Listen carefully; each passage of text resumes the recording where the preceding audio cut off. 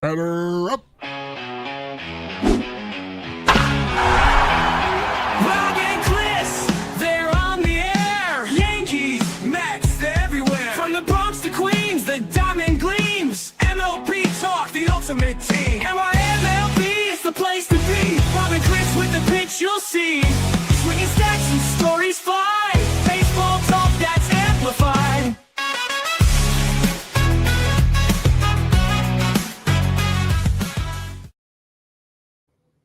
And welcome to a new episode of NYMLB Talk with your host Rob and Chris as we cover the Yankees, the Mets, and all of Major League Baseball. And if you're on YouTube right now, hit that sub button. We would really appreciate it.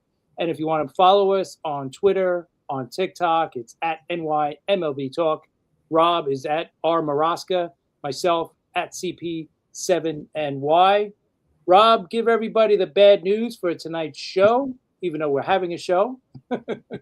Yeah, we know you guys were expecting Mickey Callaway, but due to a late doubleheader that went into extra innings, there's no way Mickey was going to make it back in time. So we're going to reschedule with him. He was actually, good enough to text me from the dugout while this was going on. So we were aware of it, and we'll just reschedule with Mickey. So you stuck with me and Chris, but we have World Baseball Classic to talk about. We have the game on right now. The USA is leading 3-1. And Chris, what do you think about this USA team? They were talking about it earlier. I mean, there's not much to say other than this is probably the best team they've ever had in the World Baseball Classic. It's, they're comparing it to the dream team in basketball in '92 in the Olympics, right? It is that good when you look at this lineup. Pitching wise, yeah, it's probably not as deep as this lineup, but that lineup is as good as anybody's that we've ever seen, really, top to bottom. I mean, you got Cal Raleigh, who hit 60 home runs last year, batting sixth. That is just incredible when you think about it, right? Right. But Bryce Terang, how good is that guy? For the Brewers, and he's batting ninth. Brian Buxton, Buxton is batting eighth for this team. That just shows you how deep it is. But yeah, I mean they're playing Brazil. They're playing Brazil now, so they should be able to beat them pretty easily. They should get out of pool play, and then they get into the knockout run. That's when the fun really starts. But really looking forward to that. But yeah, this is a great lineup, the greatest maybe we'll ever see, right? But for now, yeah, it's pretty amazing. I'm telling you, you got Bobby Witt Jr. leading off, right? One of the fastest guys. And then you have Bryce Harper. You have Judge batting third, right? He hits a home run. What, are you shocked? He hits a home run, right? And then Schwarber as DH, Bregman at third. As you said, Raleigh catching. I mean, what a lineup. Roman Anthony from the Red Sox. That's a great – you're never going to see a lineup like this again for the United States. Well, you might, because I think more and more of the better players, of the great players, now want to play in the World Baseball Classic, right? Yeah. I mean, especially after the 2023 one, right, where we seen Team USA play Japan in the finals, and it was Ohtani versus Trout, for the last out there. That was pretty amazing. I think the excitement for these games have just built up over the years after year, right? And now we have this unbelievable World Baseball Classic this year, where you got three super teams, if you want to call them that, right? Team USA, the DR, the Dominican Republic. It's just an amazing lineup as well. Then of course Japan. Japan, the reigning champs. I mean, they're as good as you got too. So, but yeah, it should be a fun one. We were talking about this before we came on. All right, let's talk about Team Japan right now, and let's talk about Ohtani. All right, the guy hits a grand slam. What can't that guy do? I mean, let's talk about this for a second. All right, he's already won 2 World Series. He's won a World Baseball Classic already. I mean, what else? The guy, it's just Ohtani.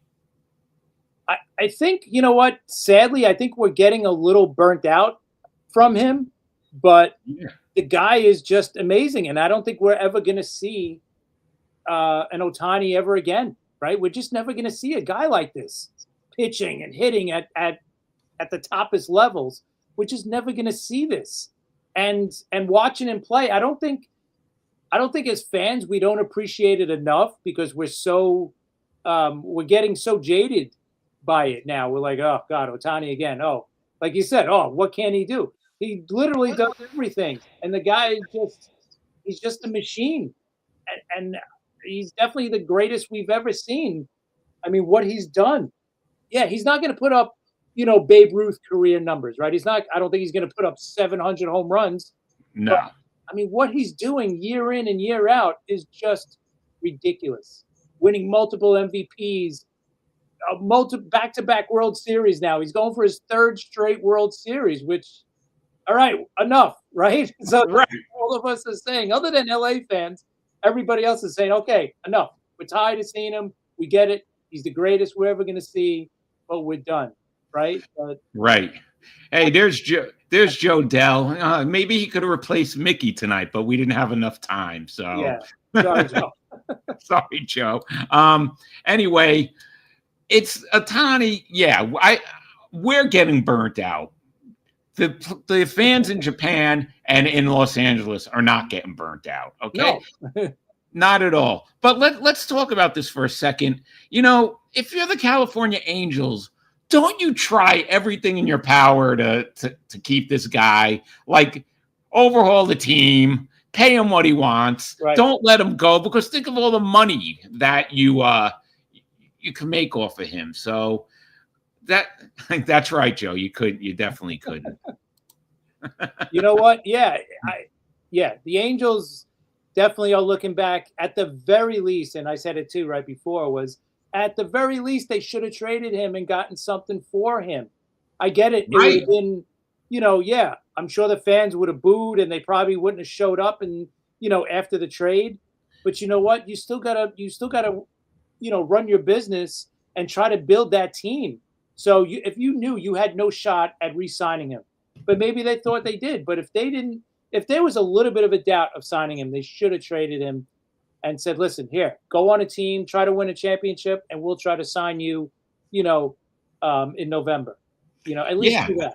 And listen, at that point, you got to try to get somebody for Ohtani. All right. So and I know there was a lot of talk. The fans aren't going to show up. We can't do this to the fan. Are they showing up now? I mean, really, look at the Angels. The Angels, I don't care what you say. The Angels are a mess.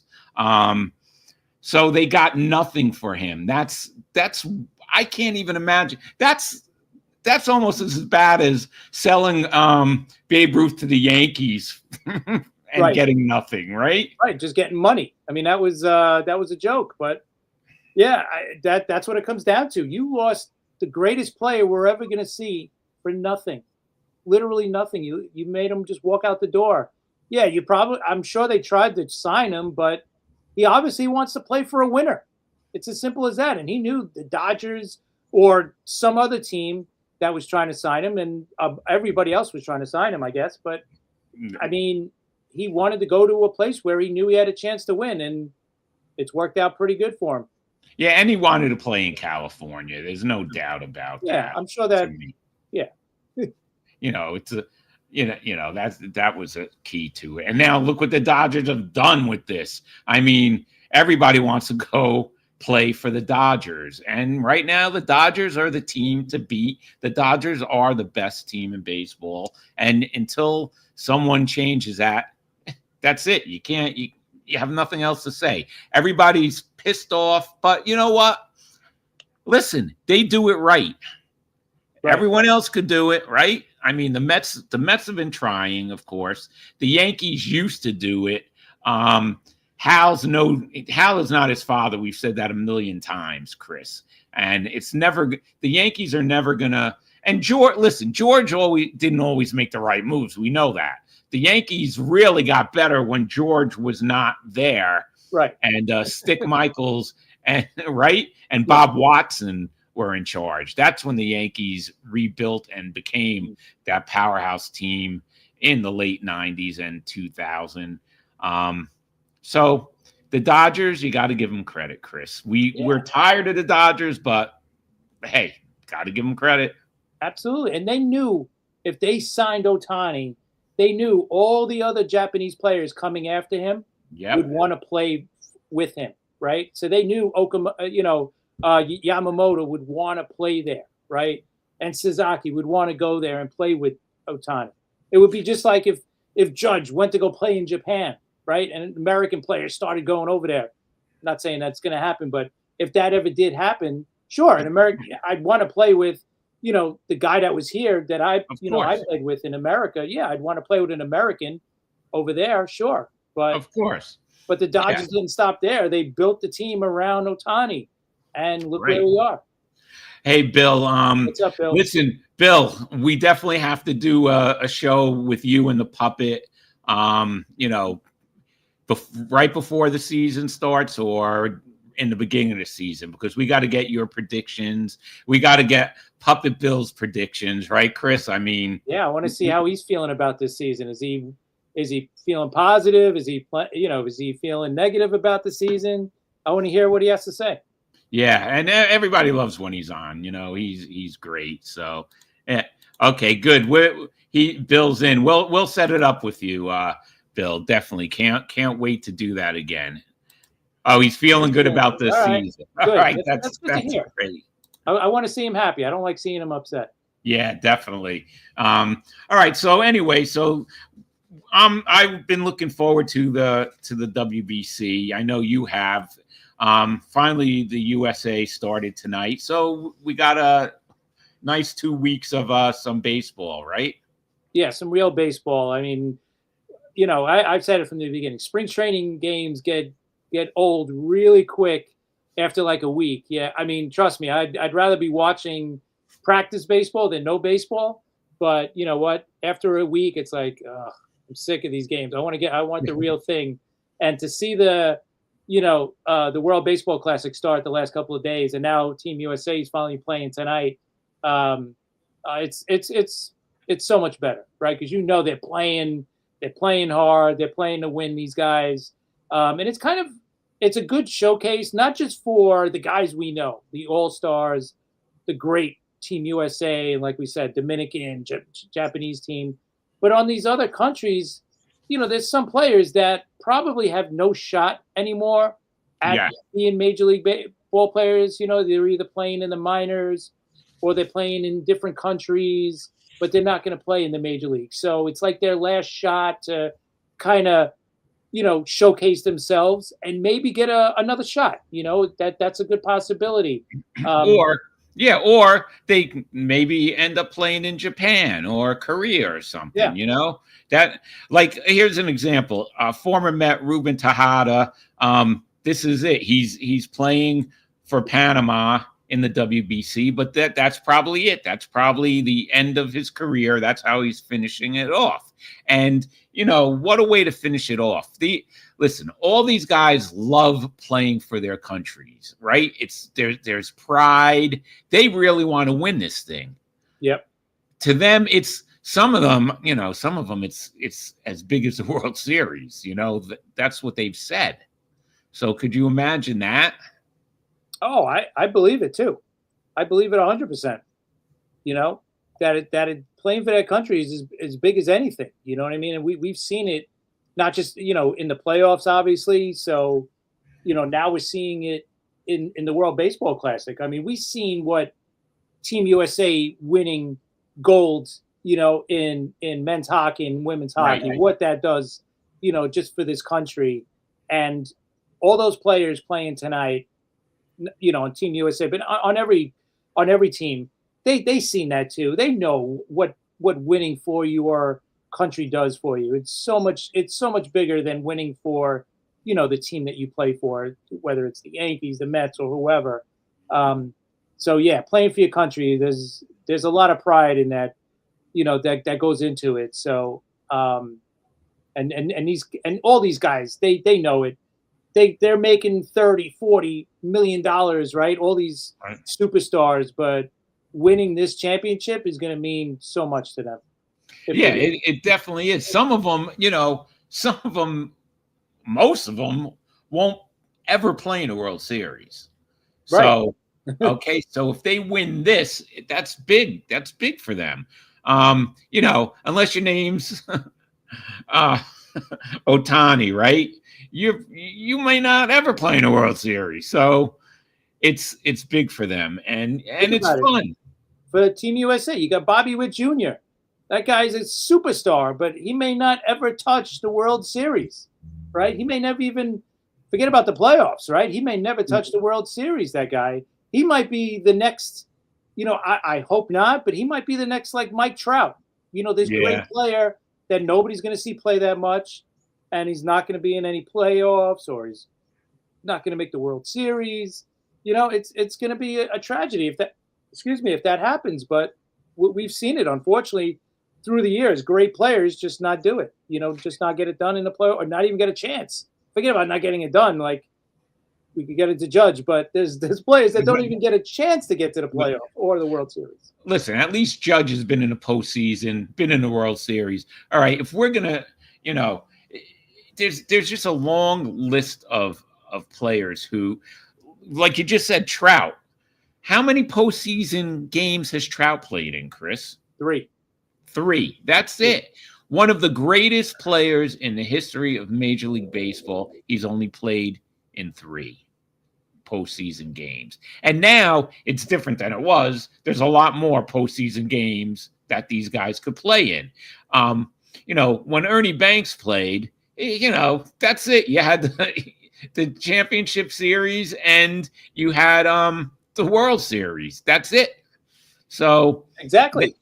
And now there's so many wild cards. Like, you would think you should get into the World Series. The playoffs at least. And so far Trout hasn't. And the other thing with Trout too, Trout has played on the West Coast his whole career. So more than half his games, more than half the fans are in bed and not even watching him play. Right. So think about it. How many games have we really watched Mike Trout play living here in New York? Right? Not many. Not many. I'm not staying up to watch Angels A's. No. Till 11, 12 o'clock at night, Of course not. Listen, when the Mets and Yankees go play on the West Coast, right? We're straining to stay up, right? We're not in our 20s anymore. We're like, it's like, oh, come on, it's 1 a.m. Exactly, right? Oh, extra innings. like in the postseason with Seattle, right? And the extra inning game. I was texting with Chris during that game, and it's like 2 a.m. When is this game going to finish? It was a great game, but. And I remember a couple of years ago when Herman pitched that perfect game against the A's. I'm watching it. I'm like, all right, you know what? It was through like 4 innings. I'm like, when he gives up a hit, I'm going to go to bed. Yeah. The guy just was a perfect game. I had to stay up all night, but. I know, but. So I'm just saying, like, that's a great example, like with Trout. Nobody's staying up all night to watch this guy play in a meaningless game, unless it's a playoff game or a game that they're playing for first place, or something like that. But how many big games has that guy been in? And that's pretty sad.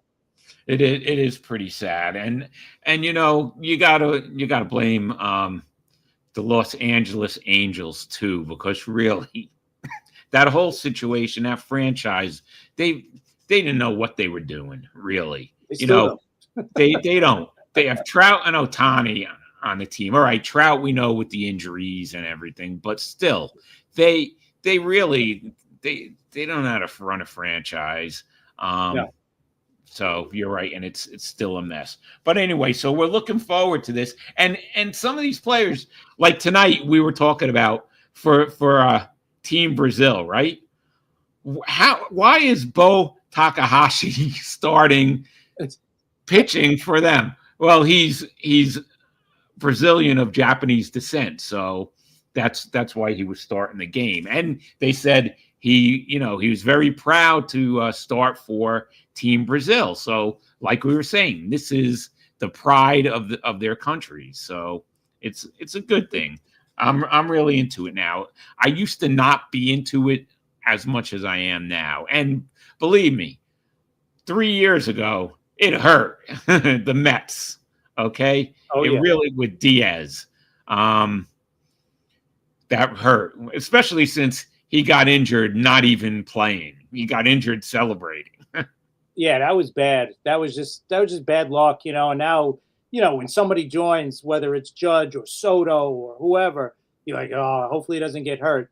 But you know what? It is what it is. There's nothing you could do about it, right? If these guys want to play, you can't stop them. And a guy like Judge, you know what? This is probably his first and only shot at playing in the WBC, right? In 3 years, he's going to be 36, 37 years old. You know what? He's probably not going to play then because he's not going to, by that time, he may not even be in the field, right? He might be just a DH only guy. Soto obviously is a different player. I mean, that guy's 27 years old, so he's going to do at least probably 2 more. But I mean, with Judge, this is like his only shot. So is the team really going to tell him, oh, you can't do it? Oh, well, we don't want you to be in the, the WBC. He'd be like, no, this is my only shot. I got to do it. My last chance. I'm going to do it. So, and plus, listen, you could get hurt in a spring training game also. So a game's a game. Unfortunately, And like we said, Diaz didn't even get hurt in the game. He got hurt after the game. So it's, Look at Lindor and Holiday this year, right? Right. They came to camp and they get hurt. It's like they didn't get a chance to play a game. I think Lindor was hurt in the off season. Probably. We knew about it.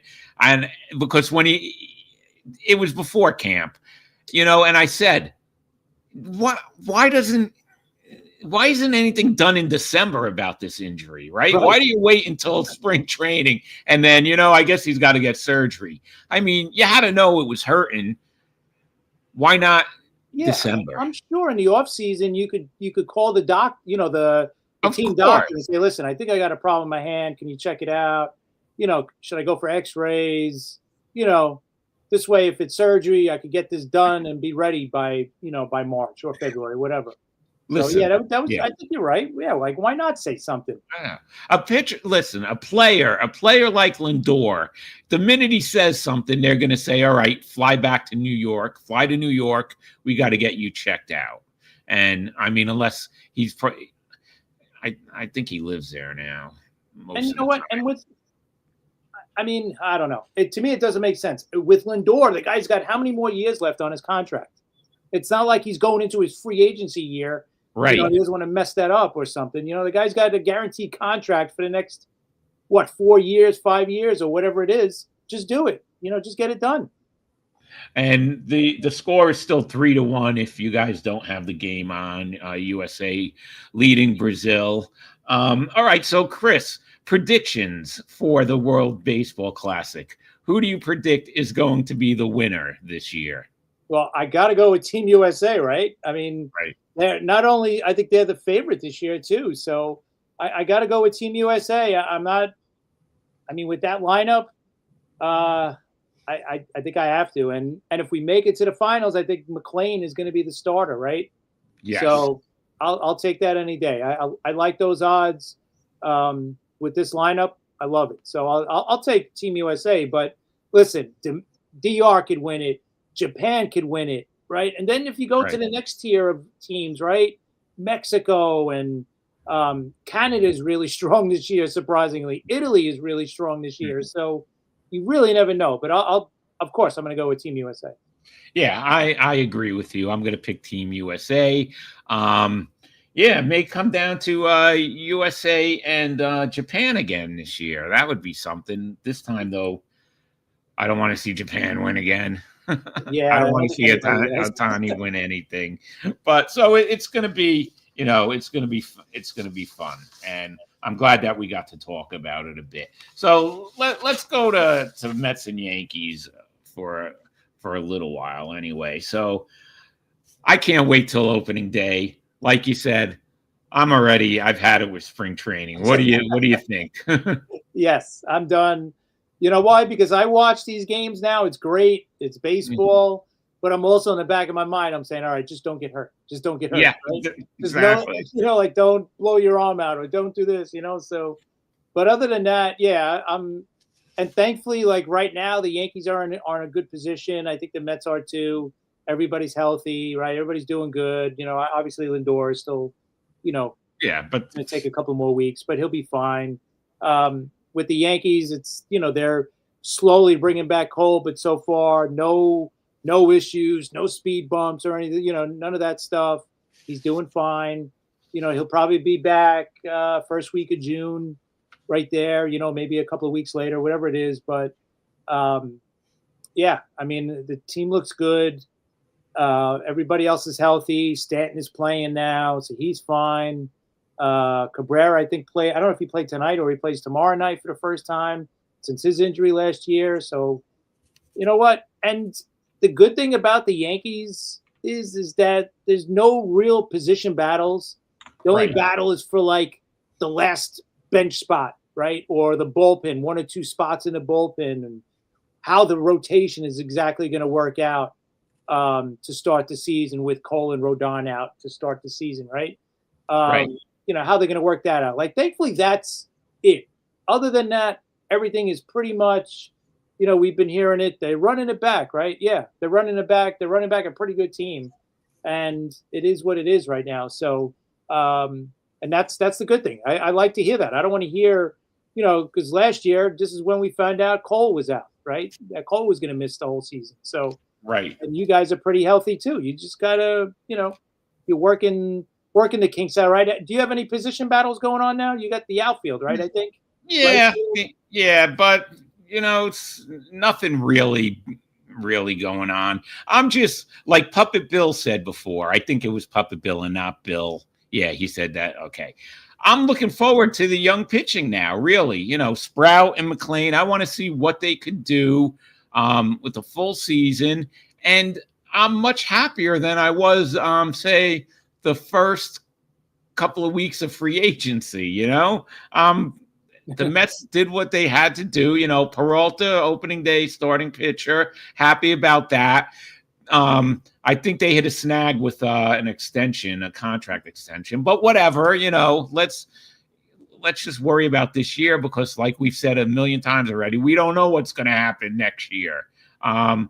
Especially now, to me, with Tony Clark, that whole mess, Chris, and we touched on it the other day, the other night with Madison. But that's a mess. Like the Players Association right now, leadership, it's got to be in a mess right now, Chris. Yeah, I would think so. And it's like the worst timing too, right? Like we're in the year that the agreement is going to end, and we're talking about a work stoppage somewhere, at some point. Yeah, it's probably not the best time, but at least it's happening now at the beginning of the year and not like towards the middle or end of the year, because then it would be even worse timing, I guess. But yeah, I mean, listen, they got time to work it out. Hopefully they can. And, we've been saying it, man, just hopefully they could work out an agreement, and whatever they get, they're still, listen, no matter what happens, they're all going to be making a lot of money, right? Right. Tickets are still going to be high. Food's still going to be high. They're still going to be on a million different streaming sites. Like nothing's going to get resolved for the fans. It's all going to be resolved for the players and for the owners. So that's why at this point, the fans just got to enjoy the game. Just enjoy the games this year, because you know what? We might get delayed next year. We might not get any games next year. I'm hoping no games are missed and everything will be fine, but we just don't know. So just enjoy this season. Don't worry about a work stoppage, because it has nothing at all to do with us. Trust me. They're not going to go, the players or the owners are not going in there saying, all right, we got to cut ticket prices. We have to get less streaming. We have to get it back on regular TV. So forget that. All that's over. Like the fans don't mean anything to them.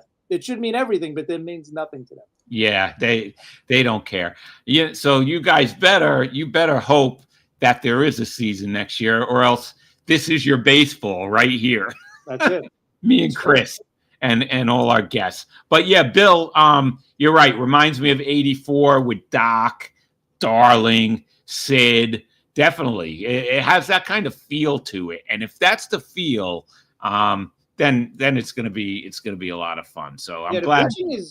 Pitching. You guys are fine with pitching. I think maybe the bullpen. I'm not even that worried about the bullpen, to tell you the truth.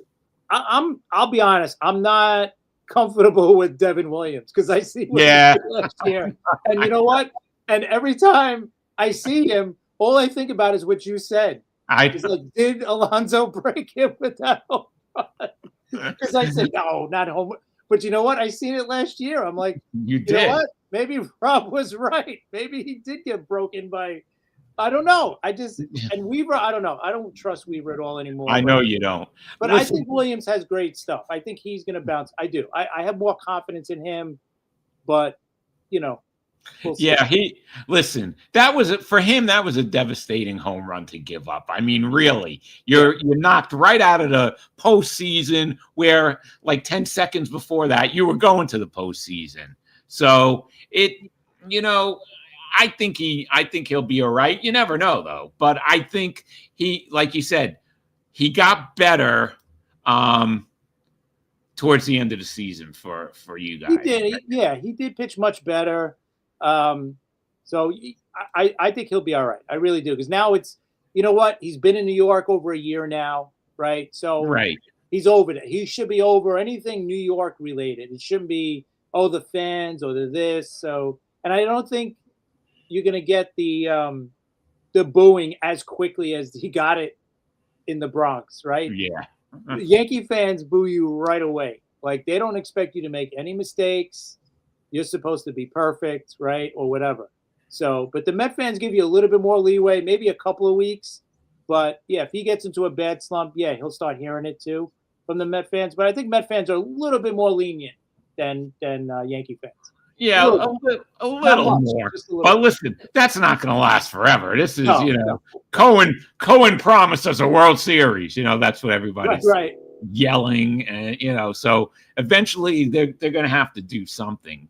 But yeah, we're going to talk about it all season. Who are we kidding about a lockout or a work stoppage, whatever you want to call it? We're going to talk about it all season. But let's enjoy this season because, like we also say, Major League Baseball always has a way of screwing things up, right? They're back. Baseball is back. People are watching baseball. People are going to the game. The Mets set the Citi Field record, right? The postseason was the best postseason in years, and Major League Baseball is going to screw it up, and the Players Association is going to screw it up. Because I also think about something before we get off of this subject. I also think of something that you said about this, about when we heard some of the players in the Players Association saying that the cap, we don't even want to discuss a cap. It's off the table. How could you start negotiations? It's off the table. Right. I mean, listen, I get it. They don't want it, but don't say that. You could say, listen, I don't want to talk about it now. Right. We're going to wait till until we start talking, or don't just say that because and that's one of the big things, or the biggest thing for the owners.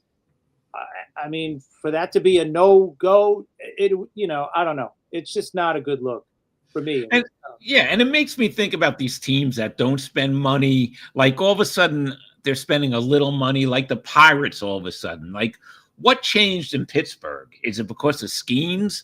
Like, why this offseason did this Pirates spend a little money? I think so. I think it's a lot to do with schemes, right? Because you got him.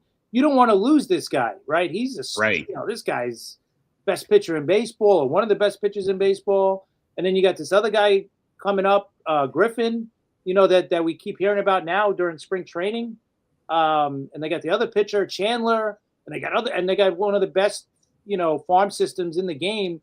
So they got other kids coming up. So they want to start building around these young kids as they come up. So I think it's mostly about schemes because they know he's legit, right? Because he's done it now a couple of years. I think that's a part of it. Like, hey, listen, we're going to spend money. We're going to build a team around you. We don't want you to go. and then maybe they're going to try to sign him before he becomes a free agent. Yeah, and Pittsburgh was always a team that was in it. When I was growing up, the Pirates always had great teams. Stargell. They just had great teams, and to see what happened to that franchise where they're never in the postseason is ridiculous. Like, how do you hold on to fans when you haven't been in the post? I don't even remember how many years it's been. I saw it before, but it's been so long that I can't even remember the last time Pittsburgh's been in the postseason. Yeah. Right? How do you hold a fan base when you don't make when there's no hope? Right. I know. It's sad. Right? Imagine, like, I don't know. I can't remember the last time a Yankee season we went into it as, all right, we got no shot at the playoffs this year. There was always a shot since they started this run of, no losing seasons, right? There was still a shot, especially with the wild cards. So since like 92, yeah, there was a shot at this team making the playoffs just about every single season. At least you had the hope of it happening. Now, like you said, with I can't imagine going into a season where there was no hope at all. Like, imagine being a Rockies fan right now. Like, you have zero shot at making the playoffs, right? Because you're not beating the Dodgers for that division. You're not beating the Padres. You're not better than the Giants, and you're not better than the Diamondbacks, right? So. Right. See, and you don't want to, and it costs a lot of money now. At least, okay, when the Mets were bad when I was a kid in the late 70s and early part of the 80s, at least we go to a game. It didn't cost anything, right? And you could get something to eat, and you're a kid and you still could go to the game. Now it costs so much money. Why do you want to spend all that money to watch a team like the Rockies lose? I mean, I'll turn on the TV, but I don't want to spend my money for nothing on a team like that. So it's, something does have to be done. I mean, I like that the Mets and the Yankees, their owners have money and they're always going to be in it now. But, for the rest of baseball, it's got to suck for these fans. Yeah, definitely. I agree. And I feel bad for them because, listen, I'm a fan of the Jets too. So I know how it feels to go into a season having no hope and going through this rebuild every year or two, starting it over, doing this. And I hate it, because it's like a cycle. It's, it's wash, rinse, repeat, every couple of years. So it sucks. It really sucks for those fans. Chris, I feel real quick with the Jets. As long as Woody Johnson owns that team, they're just a mess. They don't have a chance for anything. Puppet Bill was still part of a tree the last time the Jets were in the Super Bowl. The only time the Jets were in the Super Bowl. You weren't even alive for that. At least, I was. Right. But you weren't even alive for that. Right. So that's crazy. And I know I love the videos we saw of Puppet Bill with the Jets uniform on. That was great too. The poor Muppet is, in the same boat as me, Jets and Mets. So hopefully things will change. But what do you think? Do you think the Jets have a shot with Woody Johnson as the owner? No, because he always steps in. He always has to get his hands involved in decision making and all this kind of stuff. He should just leave it be. Hire your GM, hire your coaching, and leave them be. Let them do what they got to do. You are not a football guy. You're a business guy. Right. You are not a football guy. Leave the team, leave the football part of it to the football people that know what they're doing. Let them do it. Do not touch. Just sit back, relax, count your money. And you know what? Hopefully they'll build you a winner. And after 3 or 4 years, and if they don't, if you want to make changes, make changes. But give them a shot, But yeah. Okay, there's our football talk for yes. Yeah. But hey, Chris, do the baseball people know that you have a show? You might as well announce it real quick since we're talking football. Oh yeah, no, I've been doing a football podcast for a while. It's called Lift Off Jets. My co-host with my buddy Sharman. He's the star of the show. He's great. Definitely come and check us out. We're at Lift Off Jets. It's just a podcast. It's just audio. We just talk Jets, and just like this, we talk the whole league, not just about the Jets, but it's mostly about the Jets. So if you want, check us out. We're everywhere on podcasts. Lift Off Jets, a football podcast. So check us out. Yeah, and Chris, both you guys are good. I mean, Sharman he's excellent. I love the show. So really, you guys check that out. When you want a little break from baseball, even though baseball is just starting for the year, but definitely check out Chris's show. It's really good. All right, so we got a couple other things we got to talk about. What's going on with the Atlanta Braves? Everybody, remember we thought, well, the Braves are going to be in it, but the Braves right now are having some bad luck, Chris. Yeah, stupid bad luck, right? With Jurickson Profar getting testing positive for steroids again, so he's out for the whole season. This is his second strike, and I found out today. I was reading an article. They still get their money. But I thought. I thought they didn't get paid either, but supposedly they do. If they get the third penalty where they get thrown out of the league, then they don't get their money. But there's 80 game and the 160 game suspension, they still get the money. And the money, they have to get paid, but I think the money comes off the cap. Okay. So the Braves could still spend the money against the cap, but they still have to pay this moron the money for testing positive for steroids. But anyway, either way, stupid. And the bigger issue, I think, is that you got like 2 or 3 pitchers out for a couple of months, right, with the elbow issue. So I think that's a bigger issue for the Braves. They should be signing somebody. You still got Giolito out there as a free agent. Why aren't they signing that guy? Why isn't anybody signing him? Right, he's a solid starter. I mean, he's not an ace, but man, he could fill in for you for sure. I don't get it. Are teams waiting in case there's an injury and they have somebody to go to? I mean, maybe spring training. That's crazy. Well, I want to get the Profar for a second. How do you? All right, one time you get suspended, right? But the second time, like that's as stupid as this stupid gambling crap with Cleveland, as far as I'm concerned. Just stupidity. Yeah, I agree. Both times you're blowing your career over this stuff. Yeah. Like, don't you think you're going to get caught? They don't think they're going to get caught. Why don't they think they're going to get caught now? I don't understand it. I think the people, the trainers or whoever they're going to that gives them this stuff to take, they tell them, don't worry about it. Take this. It's a masking agent.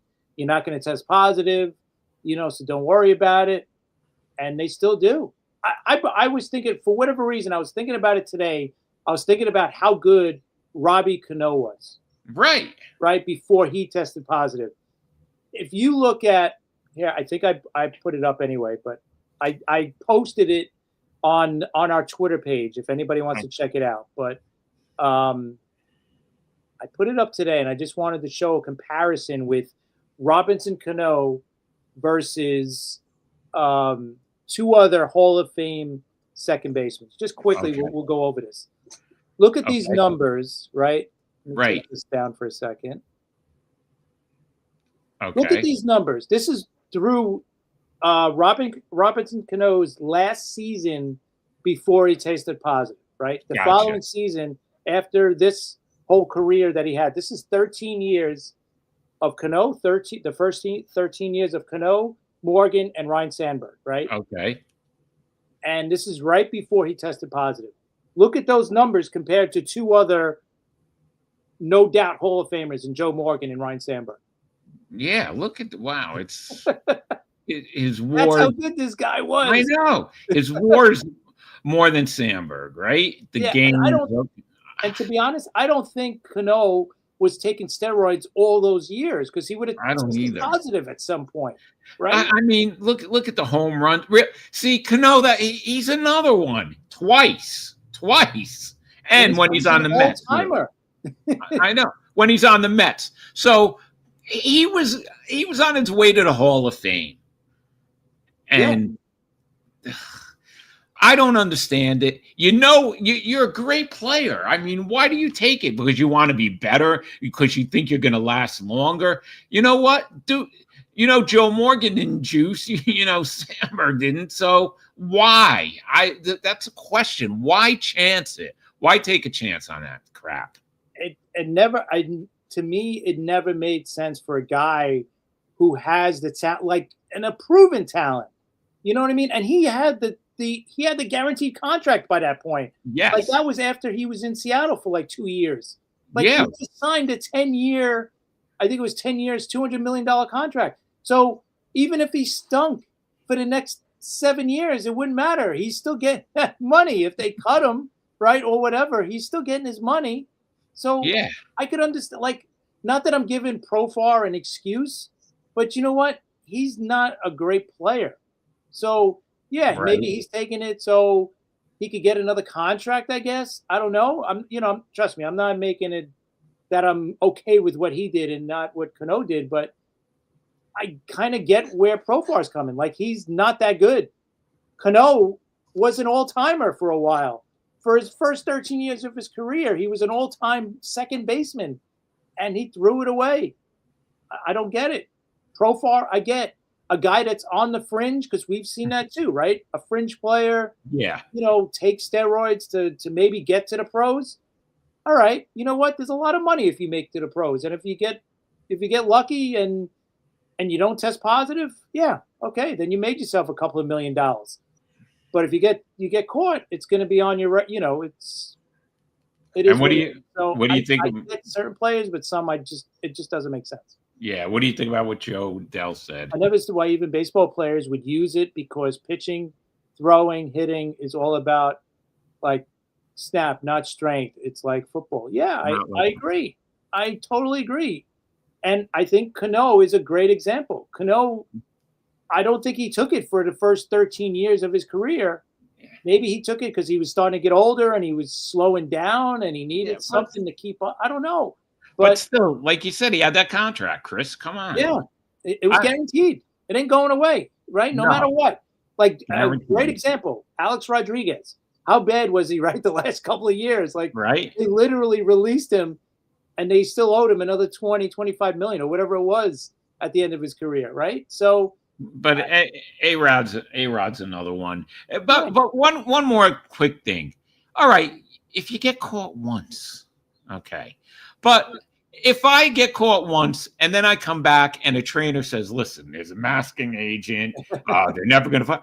No, I'm not listening to you. I listened to you last time. Yeah, I listened to you last time. You know what? If I suck, I suck. But I'm playing, and that's it. So I gave it a shot. Right. Yeah. I tried it. It blew it. I got caught. Let's move on. And we still got a 3-1 score in the 5th inning. USA over Brazil.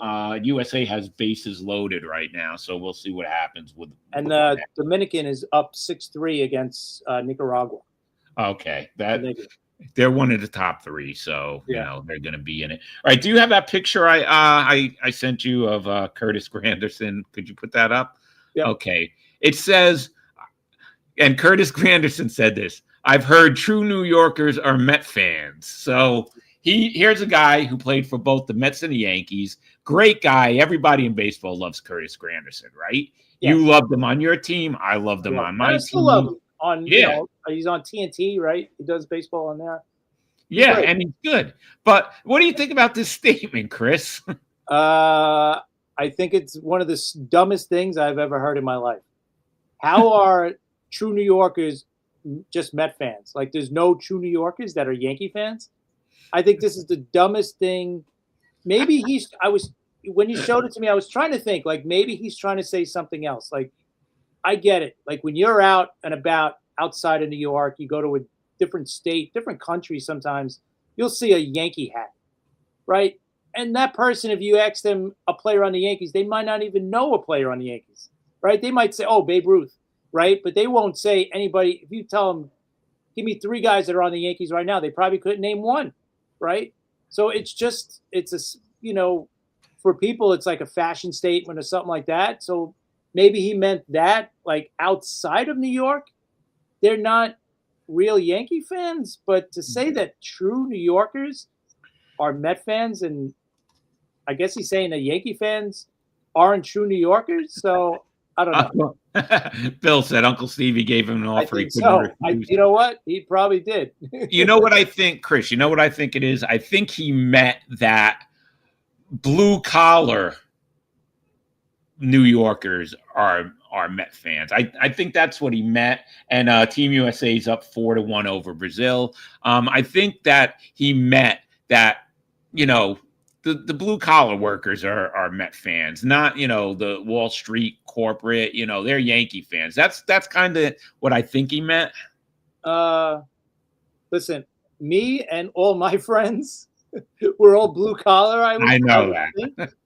And we're all Yankee fans. So and He wasn't. most people I know that are blue collar are Yankee fans, but he wasn't thinking about the bleacher creatures or anything like that. I don't know. I just think this is one of the dumbest things I've ever heard in my life. But I don't mind it.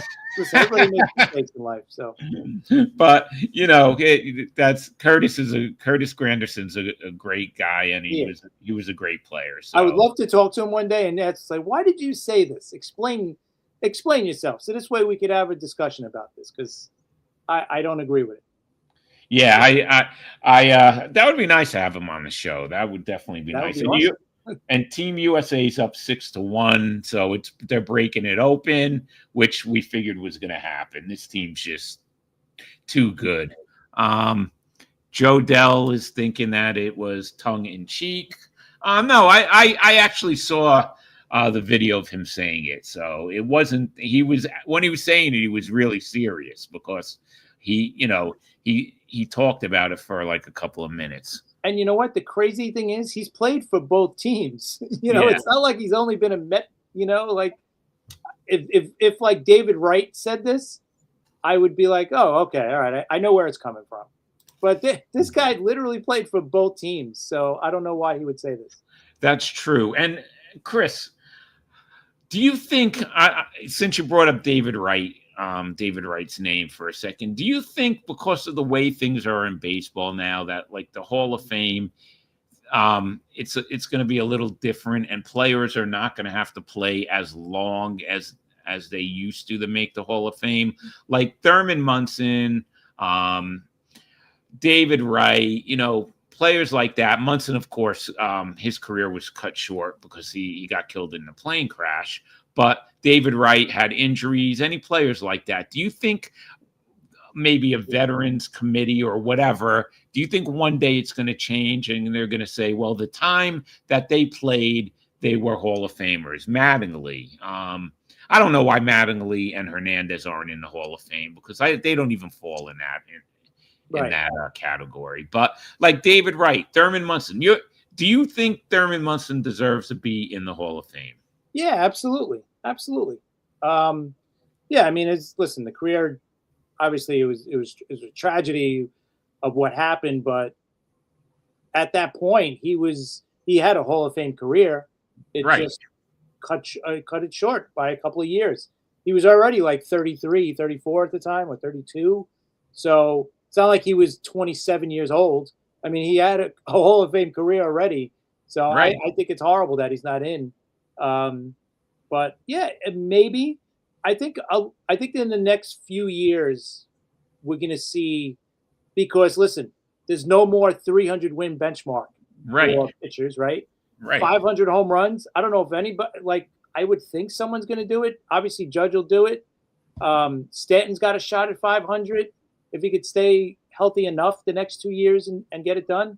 But there's like 3,000 hits. Who's going to get 3,000 hits? Maybe Freddie Freeman will get it. So I don't know. I think things are going to change for the Hall of Fame regardless. You might see a guy like Jason DeGrom make it into the Hall of Fame because he's got the multiple Cy Youngs, but he's not going to even get 200 wins. He's not even going to get 150 wins in his career. Yeah, but Jacob DeGrom won 2 Cy Young awards. But you're right. The Mets didn't score and he runs for the guy. Right. So you're right. And he doesn't have the win total. I don't know if he's going to get 3,000 Ks either. So, I mean, those benchmarks are over. The 300 wins, 3,000 strikeouts, those benchmarks are done. Like if you hit 300 wins, you're in. 3,000 Ks, you normally get, unless you're Kurt Schilling. Kurt Schilling got 3,000 Ks, but he's not going to be in. Well, that's different. You know, there's other things going on with him. Right. But all right, so Bill wants to know how we feel about retiring CC's number. The Yankees retiring it. Chris, you go first because you're a Yankee guy. Listen, how do you feel? Yeah, he played 11 years with the Yankees. He was the ace of the staff. He was the ace of the staff the last time they won the World Series in 2009.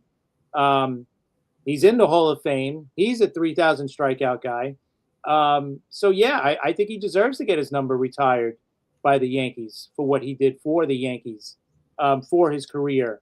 I think he's 10th in career wins for the Yankees, on the Yankee list. That's amazing, too. Yeah. So, I mean, to be there, I think that's pretty good, especially in the era he played and all that. So, yeah, I think he deserves it for sure.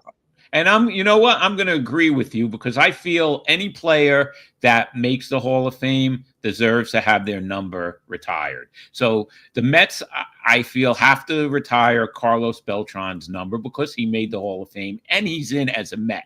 If Cleveland doesn't retire CC's number, it doesn't matter because he went in the Hall of Fame as a Yankee.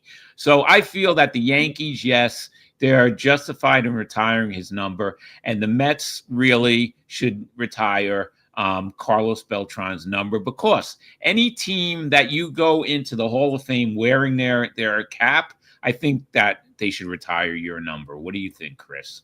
Oh, absolutely. I agree. And I think if Stanton gets to 500 home runs with the Yankees, with or without a World Series, I think he's getting into the Hall of Fame, right? If he gets to the 500 home run plateau, and if he does get into the Hall of Fame, I think the Yankees are gonna retire his number, right? But do you think? But I have to think back for Sheffield too. He has 500 home runs, and he's not in the Hall of Fame. So I don't know about that with Stanton. Well, he's connected to steroids. Yeah, I know that's true. Also, even though I think he went under oath and he said that he didn't take it, but he's still saying it, Chris. Right. Yeah, that's a good point. But that's me. Yeah. Okay. That's fair enough. Well, we'll see what happens though. The Hall of Fame, we know sometimes. How many times have we said, some of these writers, these baseball writers, they don't vote for someone who's definitely a Hall of Famer. They got to be the one idiot vote that doesn't vote somebody in, right? Right. Oh yeah. If they don't like somebody, they're not going to vote him in. Albert Bell, guys like that. Right. How long did it take a guy like Jim Rice to get voted in? Right. I know it's crazy. It really is crazy. But our time is coming up, Chris. Pretty good show. Pretty fast show. I know everybody's disappointed that Mickey couldn't make it. We're going to reschedule that. Like I said, he was texting me during the game, so at least he let me know ahead of time what was going on. So I really we appreciate that, Chris. Yeah. Oh, absolutely. Yeah. Listen, life happens, right? We know that personally. We know that. So it happens. and listen, he's coaching now in college. So he's. That's great. I'm happy in the game. Yeah, I'm happy. But anyway, all right. So Monday, Chris, on Monday's show, we have a fan, our viewers' favorite is coming on. Anthony Savino will be on Monday. So we're going to have a lot of fun with Anthony. We'll talk Mets, Yankees, WBC with him, see if he's got anything to yell about. We'll talk about food. We'll talk about everything. There he is. Look, he's getting ready to throw that fastball. That's a 5-finger. There you go. That's a 5-finger. So we got Anthony Savino on Monday at 3 p.m. I can't wait. We love Anthony. And then next Friday night, 9 p.m. I've been waiting for this one too. We have Chief Gene Locklear is coming on with Dr. Jay Thomas to talk about the Chiefs book, The Three Lives of Chief, The Three Lives of Gene Locklear. We cannot wait for that. It's going to be great. Thank you, Dawn. We really appreciate it. And we know Joe Dell is real excited about Savino. So, Chris, if that's it, I'll see you Monday at 3 p.m. Take care.